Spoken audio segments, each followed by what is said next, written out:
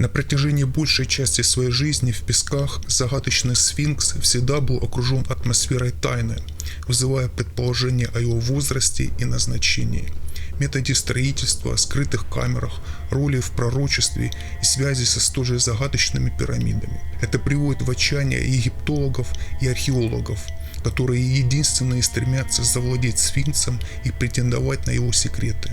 Возможно, основная роль этого национального символа древнего и современного Египта, стоящего на страже плато Гиза, как и всегда, состоит в том, чтобы век за веком будоражить воображение ученых, туристов, мистиков и авантюристов. Сфинкс Гизы представляет сущность Египта.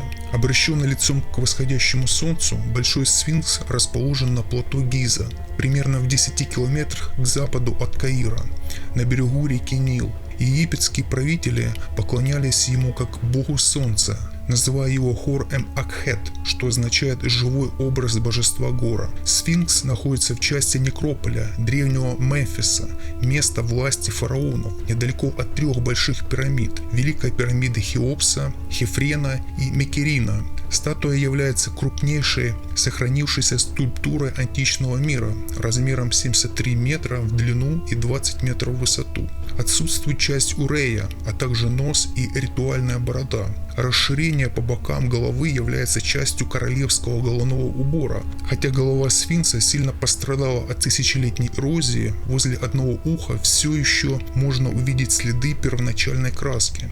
Считается, что первоначально лицо сфинкса было окрашено в темно-красный цвет. Небольшой храм между его лапами содержал десятки исписанных стел, поставленных там фараонами в честь бога солнца. Сфинкс сильно пострадал от разрушительного воздействия времени, человека и загрязнения.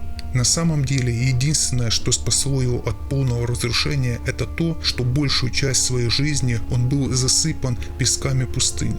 Обеспечение загадочной скульптуры заключается в том, что Хефрен, фараон 4-й династии, приказал придать камню форму льва с собственным лицом одновременно со строительством соседней пирамиды Хефрена около 2540 году до нашей эры. Однако нигде нет ни надписи, отождествляющих Хефрена со сфинксом, ни упоминания о его конструкции, что несколько озадачивает ученых, учитывая грандиозность сооружения статуи.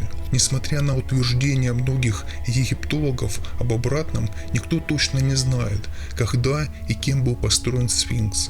Большой сфинкс был выкопан из относительно мягкого природного известняка, оставшегося в карьере, который использовался для строительства пирамид. Передние лапы отдельно сделаны из блоков известняка.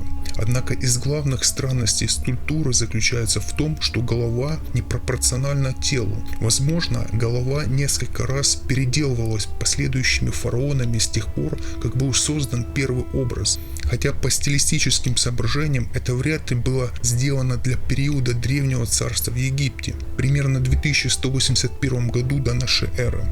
Существуют гипотезы, что первоначально голова была бараньей или ястребиной, а позже была переделана в человеческую форму. Различные ремонты поврежденной головы за тысячи лет могли уменьшить или изменить пропорции лица. В последние годы ведутся оживленные споры о датировке статуи. Писатель Роберт Бьювелл в своей собственной теории относительно даты происхождения сфинкса в 1989 году опубликовал статью, показывающую, что 3 великие пирамиды в Гизе и их относительное положение по отношению к Нилу образуют на Земле своего рода трехмерную голограмму 3 звезд пояса Ориона и их относительного положения по отношению к Млечному Пути. Вместе с автором бестселлера «Отпечатки пальцев богов» Грэмом Хэнконом Бьювелл разработал теорию о том, что сфинкс, соседние с ним пирамиды и различные древние письменные знаки составляют своего рода астрономическую карту, связанную с созвездием Ориона.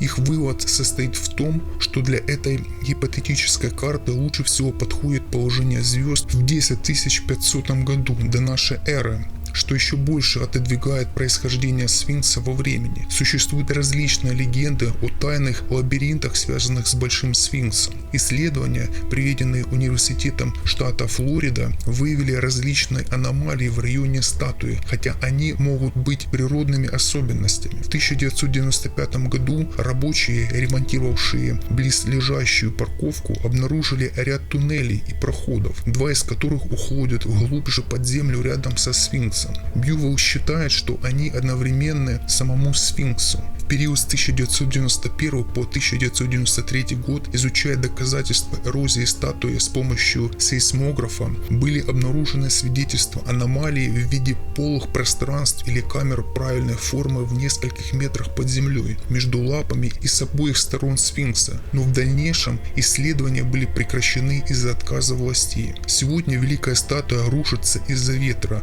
влажности и смога из Каира. Огромный и дорогостоящий проект реставрации и консервации ведется с 1950 года, но в первые дни этого проекта для ремонта использовался цемент, который был несовместим с известняком, что нанесло конструкции дополнительный ущерб. За 6 лет в конструкцию добавили более 2000 блоков известняка. В нее закачали химикаты, но обработка не удалась. К 1988 году левое плечо сфинкса было в таком состоянии, что блоки отваливались. В настоящее время реставрация все еще продолжается под контролем Верховного Совета Древности Египта, который ремонтирует поврежденное плечо и пытается осушить часть недр. Основное внимание уделяется сохранению, а не дальнейшим исследованиям или раскопкам. Поэтому нам придется еще долго ждать, прежде чем Великий Сфинкс раскроет свои секреты.